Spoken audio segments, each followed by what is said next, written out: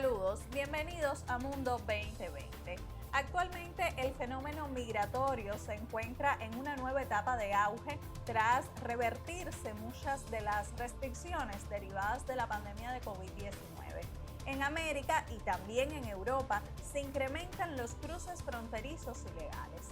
En el anhelo de llegar a los países desarrollados europeos en busca de mejorías principalmente económicas, miles de personas se lanzan a tortuosos caminos que conducen muchas veces a la muerte, mientras a quienes llegan, el destino no siempre les da la bienvenida como esperan en medio de reacciones de xenofobia, a pesar de que ser emigrante no es ningún delito.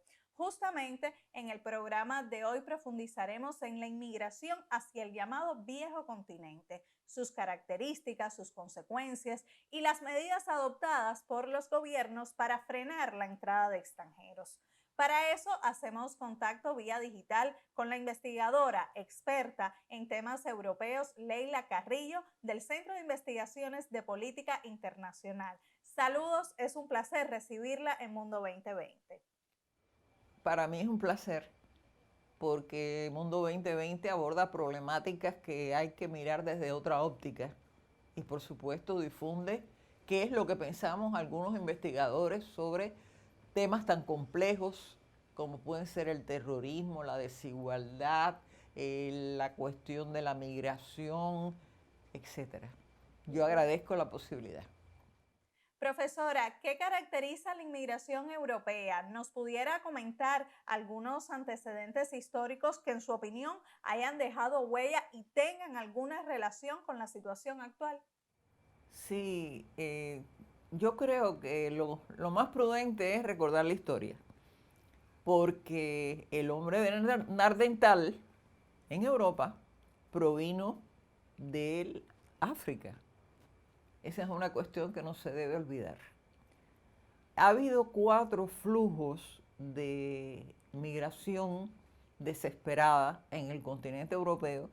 Me refiero a la Primera Guerra Mundial y a la Segunda Guerra Mundial, que en definitiva tuvieron que ver no solo con la situación decadente de carácter económico que produjeron ambas guerras, sino también con la huida del terror, de aspectos vinculados al fascismo en el continente.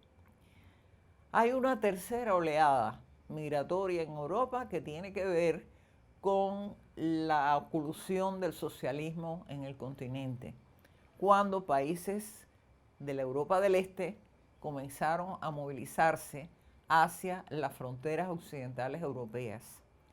Y más recientemente, a partir del año 2011, comienza otra oleada de migrantes que tiene que ver sobre todo con los conflictos en países circundantes. Ya en este caso, adopta una categoría, digamos, más bien de desplazados, que yo me permito situar una diferencia entre los migrantes, que es para mejorar condiciones de vida, y el desplazamiento, que es para huir de situaciones catastróficas, desesperadas, que pueden ser las pandemias, los conflictos, etc. Por lo tanto, Europa es un continente donde la migración ha estado presente durante varios siglos. Y por supuesto, Europa también le tiene que agradecer a los migrantes haber suplido la mano de obra perdida durante las guerras. Eso es algo que no se debe olvidar.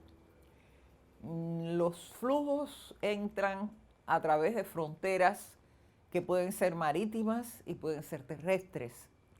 En el caso de Europa, los corredores fundamentales o los puntos de arribo fundamentales son Lampedusa, donde está instaurado el campamento para internados mayor del mundo, el caso de Ceuta y Melilla, entre Marruecos y España, que también recibe una gran cantidad de desplazados y de migrantes, el caso de Edrine, que tiene que ver con Turquía, y por supuesto no hay que olvidar otros puntos vinculados a los Balcanes, como es el caso de Bulgaria.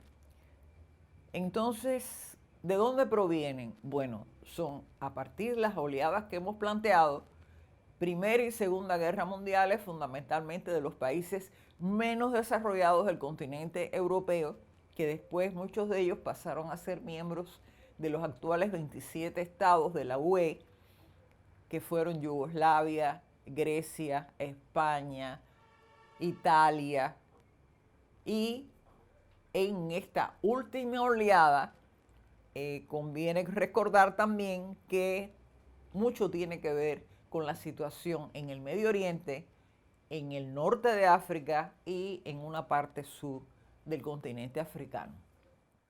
Profesora, en su momento los sucesos en Siria y en Libia llevaron en 2015 a un flujo masivo de inmigrantes a la Unión Europea, que adoptó regulaciones al respecto. ¿Cómo se ha comportado esa estrategia y hasta qué punto es efectiva la distribución de extranjeros a partir de cuotas establecidas en las normativas del bloque regional? Hay una situación que es mucho más compleja que esto. En primer lugar, porque desde el año 2007, si no me falla la memoria, hubo una intención mediante el convenio que tiene que ver, se llama Convenio de Dublín, donde ya hay una especie de caracterización de la migración deseada. ¿Qué quiere decir esto? Que hay una especie de funcionalismo a la hora de acoger a migrantes que deben ser más capaces, más estudiados, con una profesión para poderlos admitir. Este es el primer punto de partida. Yo me atrevo a recordar tres cosas. Primero, la Unión Europea, mediante el Plan de la Buena Vecindad y el Plan del Mediterráneo, al que sumó las intenciones de las Naciones Unidas sobre la Alianza de las Civilizaciones, administra el fenómeno migratorio con la finalidad de reducir los flujos y de esa forma tratar de, digamos, disminuir las situaciones de desigualdad que evidentemente existen entre el sur y el norte.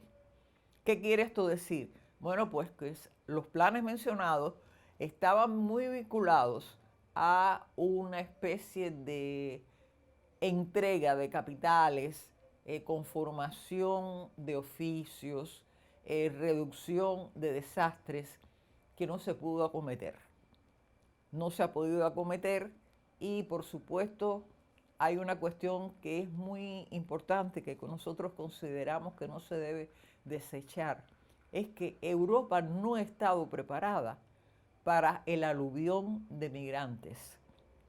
Sencillamente no calculó los riesgos de su propia participación en el orden militar en conflictos cercanos a su territorio. Esto se ve en el caso de Libia, país destruido prácticamente por la OTAN, se ve en el caso de Siria, se ve también a la hora de enfocar la denominada primavera árabe, se ve a la hora de enfocar también otros fenómenos como las llamadas revoluciones de colores en países aledaños que tienen que ver con Europa o que también conforman parte del mapa asiático.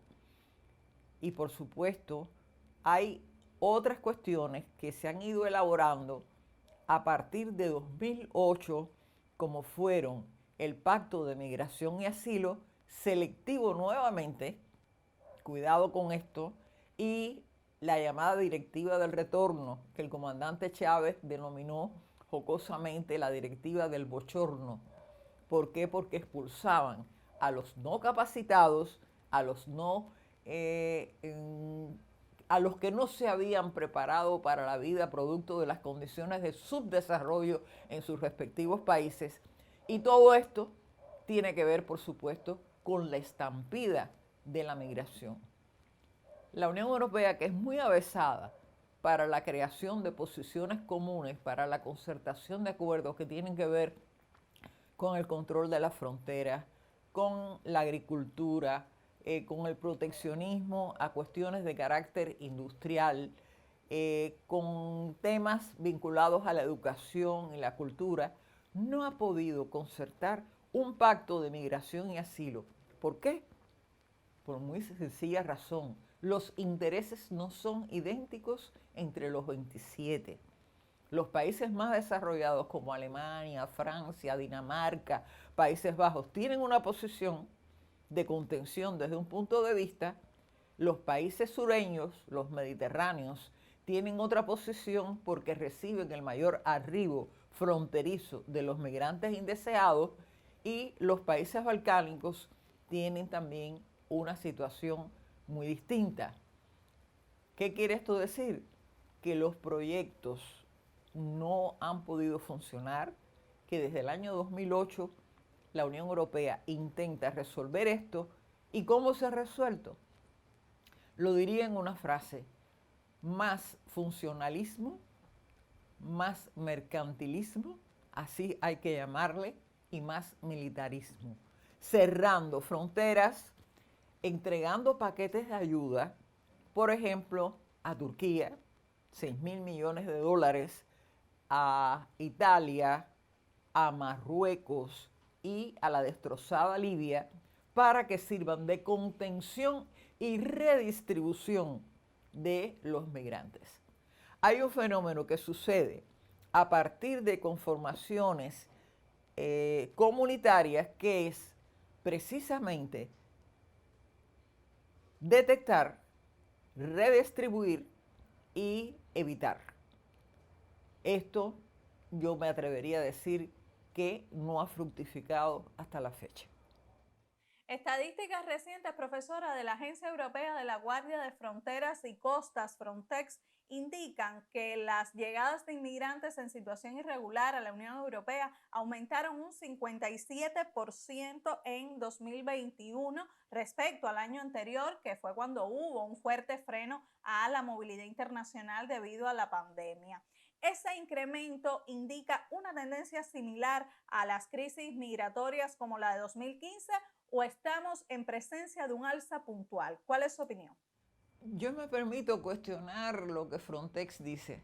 En primer lugar, porque si nos regimos por lo que plantea la Oficina del Alto Comisionado para los Refugiados, la ACNUR, no hay coincidencia entre un incremento que ha analizado Frontex y lo que dice la ACNUR. Por supuesto que esto es relativo, porque la ACNUR habla de los refugiados que en la categoría migratoria son los que solicitan asilo o estar en un lugar. Y en el caso de Frontex son todos los que entran, incluidos los desplazados, los infelices apátridas, etc. No sé si estamos ante una nueva oleada, si han disminuido los conflictos o no disminuyen los conflictos. Es posible que esto se atenúe, pero la Unión Europea ha sido bien drástica con relación al peligro que corre el arribo de los migrantes en momentos en que la pandemia se agudiza y Europa es un sitio para ello. Hagamos ahora una pausa. Al regreso, entonces, hablaremos sobre la xenofobia en el escenario europeo y el papel de los movimientos extremistas en las políticas migratorias. Así que no se aparten, que en instantes estamos de vuelta en Mundo 2020.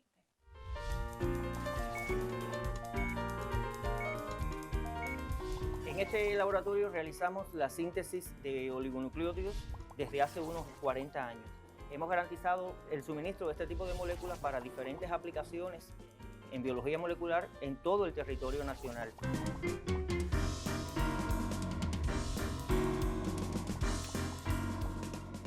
Tenemos una vasta experiencia de síntesis de este tipo de moléculas, sobre todo ahora en las reacciones de PCR para el diagnóstico de la COVID-19.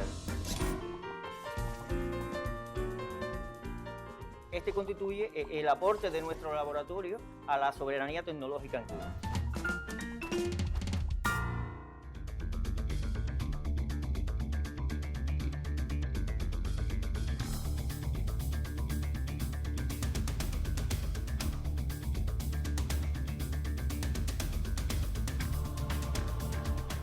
Seguimos conectados en Mundo 2020. En el programa de hoy conversamos sobre la migración hacia Europa, que como mencionamos al inicio se incrementó un 57% respecto a las cifras de 2020, con niveles no vistos desde 2017. En Francia, país que ocupa la presidencia de la Unión Europea, el presidente Emmanuel Macron, con la mirada puesta en su campaña electoral, defiende una postura de línea dura, pidiendo un fortalecimiento de las fronteras exteriores del bloque regional y presiona para crear una fuerza de rápida reacción y así enfrentar las repentinas oleadas de inmigrantes. Paralelamente, Polonia comenzó a trabajar desde enero, al mejor estilo de Donald Trump, en un nuevo muro en la frontera con Belarus, escenario reciente de un conflicto entre esas naciones debido al creciente paso de migrantes. La valla de 5,5 metros será de metal, se extenderá por más de 180 kilómetros a lo largo del límite entre ambos estados y tendrá un costo cercano a los 400 millones de dólares. Los opositores a su edificación afirman que no detendrá a los migrantes y en cambio causará daños en uno de los últimos entornos vírgenes de Europa, el bosque de Białowieża. Recordemos que esa crisis migratoria que tuvo su punto máximo a finales del año pasado tiene un trasfondo político que no solo incluye a Varsovia y a Minsk. Más allá de ser un conflicto bilateral, países occidentales acusaron a Belarus de orquestar una crisis migratoria en represalia a las sanciones impuestas por ellos, una posición que niega el gobierno de Alexander Lukashenko. Por otro lado, Reino Unido cerró 2021 con una cifra récord de inmigrantes, muchos de los cuales arriban a las costas británicas luego de cruzar el Canal de la Mancha desde Francia. De hecho, el gobierno de Boris Johnson tiene un plan para transmitir la impresión de que es lo más duro posible con la inmigración. Su estrategia consiste en poner en manos del ejército el control y vigilancia de las aguas del Canal de la Mancha con patrullas en motos acuáticas. Una medida que genera polémica al punto que los agentes fronterizos han amenazado con iniciar una huelga y la Royal Navy se ha negado a llevarla a cabo. En este punto volvemos al diálogo con la investigadora Leila Carrillo para centrarnos ahora en cómo inciden la xenofobia y los mensajes de odio presentes en las redes sociales y también en la vida cotidiana de todos aquellos que por una u otra razón decidieron salir de sus países de origen. Profesora, según estudios, este tipo de rechazo a los inmigrantes ha aumentado en los últimos tiempos y se refleja sobre todo en el mundo virtual. Pero, ¿cuánto influye la xenofobia en la convivencia y la inserción de los inmigrantes en el mercado laboral europeo? Me acuerdo del fontanero polaco. Cuando se disolvió el socialismo europeo, había un temor en varios países de la Unión de que ellos sustituyeran el aspecto laboral nativo. Pero bueno, no hay que llamarse engaño. Los migrantes hacia Europa no asumen necesariamente los cargos ni suplen a los europeos por la sencilla razón de que en sentido general su adhesión al mercado laboral tiene más bien que ver con trabajos menos remunerados, menos deseados, trabajar en las estaciones de trenes, en las entradas de los edificios, etc. Es un miedo que evidentemente en medio de la competencia laboral no se puede extinguir. Ahora, yo me atrevo a recordar algo que no es muy agradable para los europeos, pero es que precisamente durante los años 30 del siglo pasado surgió una corriente de los llamados Untermenschen, los subhumanos, que fue una de las corrientes del fascismo, del nazifascismo. Había personas consideradas inferiores como son las minorías y como son los migrantes. Ese fenómeno todavía permea sectores de la sociedad europea, lamentablemente. Ese fenómeno es producido no solo por un temor a la sustitución laboral, sino también por la no asimilación de costumbres exógenas. Si hablamos de algo que es tiene que ver con la Carta Fundamental de los Derechos Humanos de la Unión Europea, no hay que olvidar que su principio al comienzo de la Carta dice respetar y desarrollar los valores europeos. Esto quiere decir que los gitanos están excluidos, que los musulmanes están excluidos, que los judíos están excluidos, y los brotes de xenofobia y discriminación no por casualidad ocurren en distintos países donde hay una gran cantidad de migrantes, como son Alemania, que tiene 5 millones, Francia, que tiene 4,3 según las últimas estadísticas. Me refiero al Reino Unido porque se fue el año pasado de la Unión Europea y tenía cerca de 3, y por ahí sucesivamente. Los actos xenófobos también tienen que ver, por supuesto, con una derechización de la sociedad europea, que no hay que olvidar. Y los actos xenófobos se plasman también en legislaciones que han sido aprobadas en Francia, en Alemania, en Italia, en Países Bajos y hace algunos años en España, a pesar de la corriente de recibir a los nietos y a los bisnietos, en este último caso. En Grecia ha habido manifestaciones muy fuertes que prácticamente reprimen la existencia de los migrantes. En Italia ha sucedido, en varias ciudades de Alemania sucede, en Holanda sucede.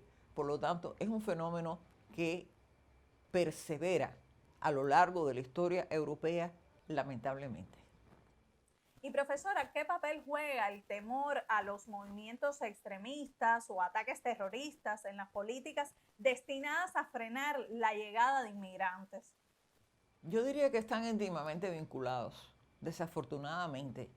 Desde el 11 de septiembre, en que la Unión Europea se comprometió con la cruzada estadounidenses contra el terrorismo, ha habido manifestaciones de terrorismo y, por supuesto, una necesidad gubernamental de reforzar los controles. Pero yo me pregunto algo que tiene que ver con la psicología del ser humano. Usted puede detectar lo que piensa una persona que tiene una intención terrorista a desarrollar en los países de la Unión Europea. Esto es impredecible. Puede haber antecedentes, puede haber legislaciones muy fuertes, puede haber prácticamente una confrontación contra los inmigrantes, pero confundir una cosa con la otra es bastante peligroso. Y esto es lo que se está haciendo en muchas discusiones parlamentarias, de los medios oficiosos, de la gran prensa europea, etc. Confundir a los migrantes con los terroristas. No todos los migrantes, y mucho menos los pobres, las mujeres, los niños, los ancianos, son terroristas. Y no hay seres humanos que lleven un cartel en la frente donde diga si van a cometer o no un acto como los que tuvieron lugar en Madrid, en Londres, en París, en Lyon, en Niza. Y antes de finalizar, quisiéramos que usted nos comentara cuáles serían las perspectivas sobre la inmigración hacia Europa. No tengo la bola de cristal. Sencillamente, yo me acuerdo de lo que dijo el secretario general de Naciones Unidas cuando se creó el documento que procura la migración regular, ordenada y segura, para que los países se interesen en adoptar medidas que reduzcan las desigualdades. Hay un punto de partida, sin olvidar lo que dijo el Papa: no crear muros ni barreras, sino ayudar.